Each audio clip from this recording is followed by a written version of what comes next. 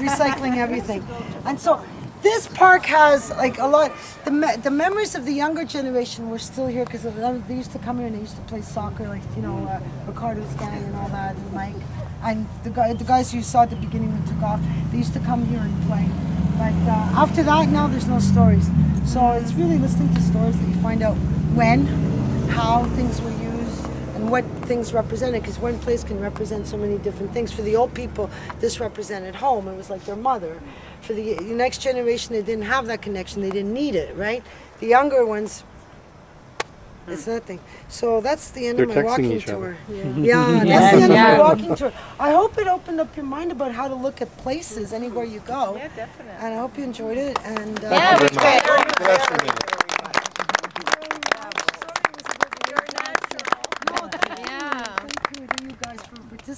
I thought last week I almost canceled because there was nobody coming. A week ago, sure, I'm like, I got one person. The problem is there's so many choices. I know, it's great. Yeah, so, it's good, but you can't do all the walks on the same weekend. Oh, one thing I wanted to add, the Delalo family, because we're not going there because of time, but the Delalo family had about 42 teams here in Montreal, in Ville Emard, the Hurricanes. They had hockey was a big thing, football, and they were really instrumental. Not only the store that they had there, the father had the Lalo hamburger on the corner of Monk and Allard, where the Metro is now. And he used to, the Italians that used to go there also, like when they had to cash a check, because they wouldn't like to go to the bank, so they would go there, he would cash a check and make a few cents on them, and that was it. But they were comfortable with that. He had the taxi stand that was at that corner. He bought taxis for people. The guy, when I interviewed his son, said to me, my father always had like $3,000-$4,000 in his pocket, but when it came time for the son to buy a car, he wanted to buy a car and it was $150. The father wouldn't give him the money. He says, you got to work. And this was what's great about that family. They never gave anything. They made the kids work, okay? They never made it easy. And the guy worked. He finally raised $150, and at that time, you had to be 21 to have a license.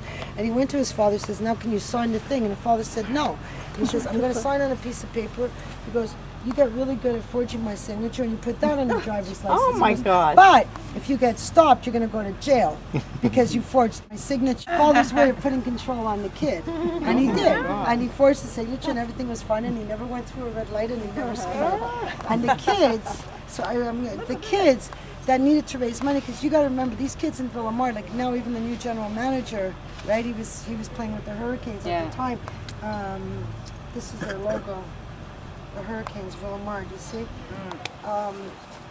Those kids, when they had to raise money, they weren't on the street, okay, begging for money like you see kids being taught how to beg. This is what they're doing. This family put them on the street. They went to Nino's, they went places, and they said, you know what, you need a kid to deliver some flyers, good. You need this or done, okay, good.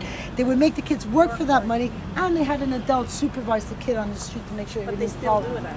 And they still do that? Yeah, if you're in a needy situation, you need your son to work, they usually will take care of your son, or usually their son. Who, the Delalos? Yes, and they will pay him, and they'll give him hours, but nothing comes free. Yeah, they won't give you anything free, and I think it was wonderful because they really instilled good values in kids. That's why I really get upset when I see kids being begging today, and it's like, that's so wrong. It's You know adults. Mario Lemieux?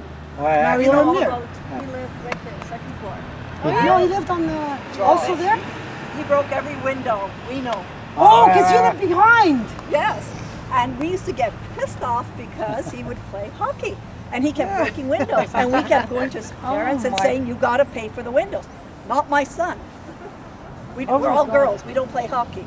Not my son, but the Delalos are the ones that funded them. Yeah.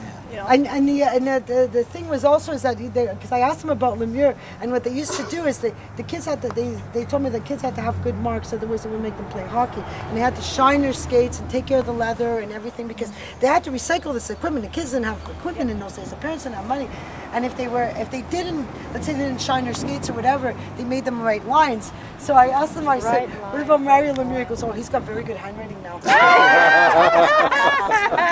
It's cute. All right, that's cool. You lived there too. Second floor, and because The second house? No, yeah, second house up on the second floor. Because their backyard opens onto their communal backyard. Oh, I And see. Okay. we used to get so pissed off. It was like, I mean, he was just a kid, okay? I mean, he wasn't Mario Lemieux. Yeah. But it was like your windows were constantly being broken. Yeah. And his parents kept saying it wasn't him. Oh, And you're like, how many windows are you going to replace? Yeah. Yeah. Well, they He's had a very house on after on Jog. Oh, yeah, they moved He away grew up from on that. jogs. He probably was born here. Can I take a picture with all of you?